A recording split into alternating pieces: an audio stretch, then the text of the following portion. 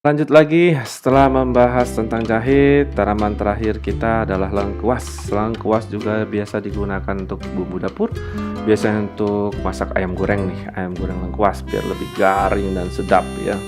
Jadi lengkuas nih ada yang merah, ada yang kuning ya. Dikenal juga sebagai laos ya atau lajak, penyedap makanan, bahkan di Amerika sebagai pelengkap upacara ilmu perdukunan. Dia juga secara empiris digunakan untuk afrodisiaka, anti jamur, nafsu makan, gairah seks, dan antibakteri atau ekspektoran. Kandungannya sama ya, tidak jauh-jauh dari jahe dan kawan-kawannya, adanya minyak atsiri.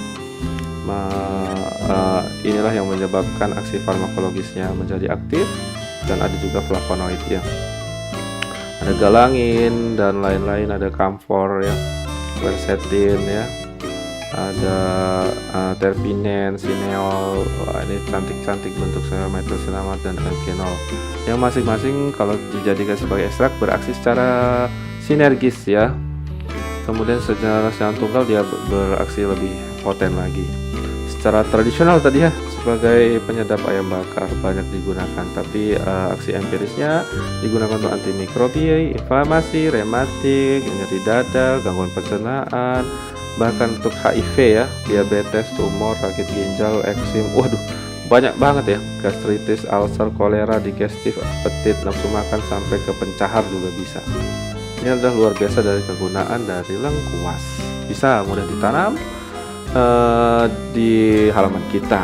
Ini adalah seputar aksi farmakologikalnya yang sudah terbukti, melanjutkan dari empiris tadi ya, secara saintifik. Baik sebagai hepatotoksik, antifungal, anti-ulcer, immunomodulating, antidiabetik, antioksidan, anti-cancer, mikrobial, dan inflammatory. Dan ini adalah tabel-tabel yang menunjukkan aktivitas farmakologi dari senyawa aktif ya, yang sudah aktif dengan berbagai macam referensi. Nah, tentunya kita tidak membahas di sini satu persatu, tapi jelas di sini bahwa sebagai contoh adalah asetoksikafikol asetat termasuk fenoflavonoid mempunyai efek ya terhadap anti-TB sebagai anti-TB agens ya. Ini kan luar biasa. Juga ada yang berkhasiat sebagai induce apoptosis pada sel leukemia sel ya. Ini adalah beberapa penelitian tentang senyawa aktifnya, juga berkhasiat sebagai untuk treatment osteoartritis, human melanoma ya, kemudian allergic reactions, jadi sangat luas ya. Nah, sebagai antimikrobial dia minyak essential oilnya yang didapatkan dari fresh and dried, dia menunjukkan antimikrobial juga terhadap Trichopiton mentagropits. Nah, susah sekali ya. Dan tadi senyawa aktifnya seperti di tabel dari Apinea galanga itu beraksi as an efflux pump inhibitor ya, menyebabkan resistensi terhadap Mycobacterium, dan ini new targetnya dalam penemuan anti-TB agens ya. Nah, ini jadi juga menunjukkan antiplasmid activity melawan multi drug resistant bakteria, kan luar biasa sekali. Nah, ini ada lagi nih, acute acetone extract of the rhizome exhibit antiplasmid activity melawan Salmonella typhi, E. coli, vancomycin resistant Enterococcus faecalis dengan efisiensi yang sangat tinggi, 92%, 82%, dan 8% ya, yang terakhir dikit ya, Enterococcus faecalis secara berurutan pada dosis 400 mikrogram per mililiter, artinya sangat poten ya dari acetone extract dari rimpang Apinea galanga ini. Dan ini masih banyak lagi tentang penelitian antimikrobianya dengan menggunakan ekstrak metanol, dihadapkan dengan bakteri-bakteri tertentu yang ada di sini dengan dihitung minimum konsentrasi hambat minimum maupun bunuh minimum ya, dan sangat poten ya, yaitu 0,04 sampai 1,28 mg per mili dan 0,08 2,56 mg per mili untuk harga MBC-nya ya. Untuk harga MSC-nya dan MBC berarti dapat disimpulkan sangat poten. Minyak essential oil yang didapat dari rhizoma yang kering juga lebih efektif dibandingkan yang lebih segar ya. Nah, ini jadi perlunya suatu pengeringan. Jadi terkadang yang segar kita nganggap oh ini lebih berhasil, ternyata tidak ya.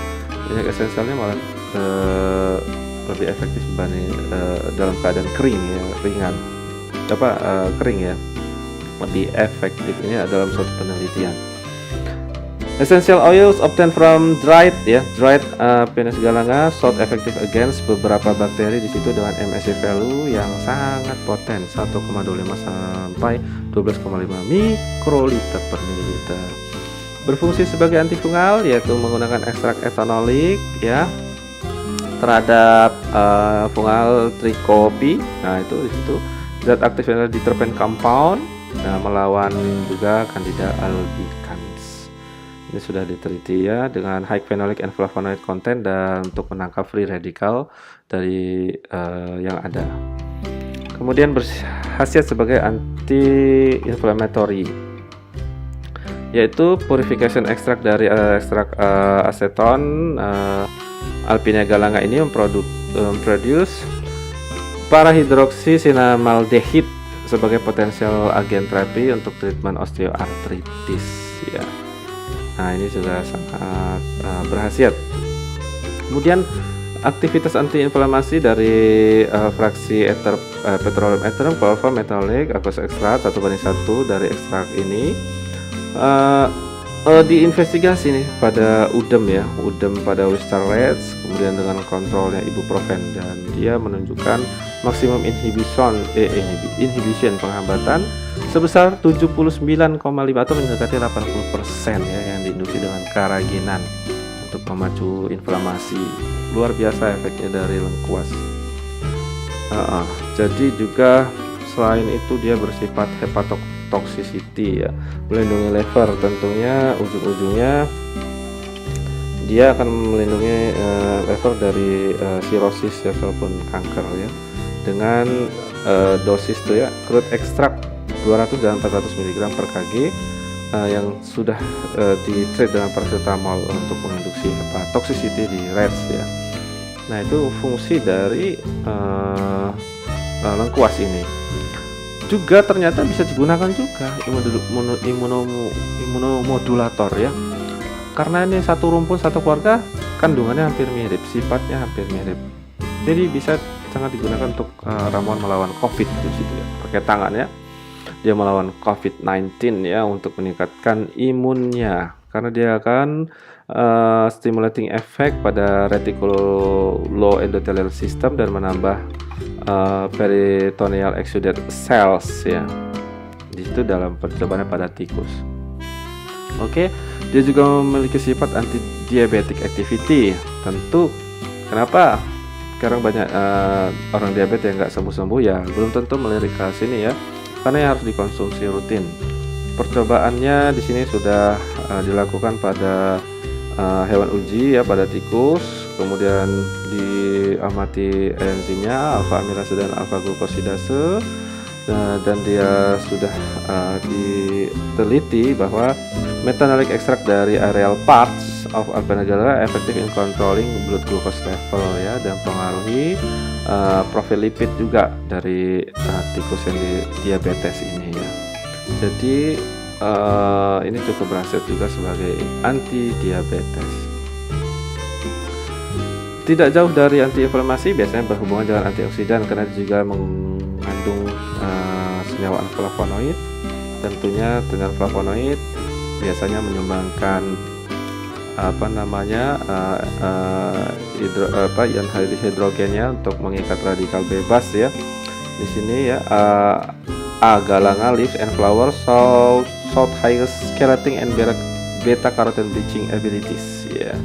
Kemudian daun dari tanaman ini juga sebagai potensial sumber diet yang aman untuk berfungsi sebagai antioksidan ya. Di sini menggunakan uji DPPH sebagai pengukuran antioksidannya ya, jadi terbukti menggunakan ethanolic extract ya, di sini diukur ya. Kemudian dia terbukti bisa mereduksi dari preaksi DPPH itu ya. Ya, seperti itulah fungsinya. Ditambah lagi dengan anti-cancer properties, sel kanker yang terus berkembang juga dapat dihambat dengan fruit of Alpinia galanga dengan inhibitory effect ya. Di sini on melanogenesis intiafilin ya, dengan IC50 yang cukup poten sekali ya pada kanker melanoma sebesar 7,3 mikrogram per mililiter.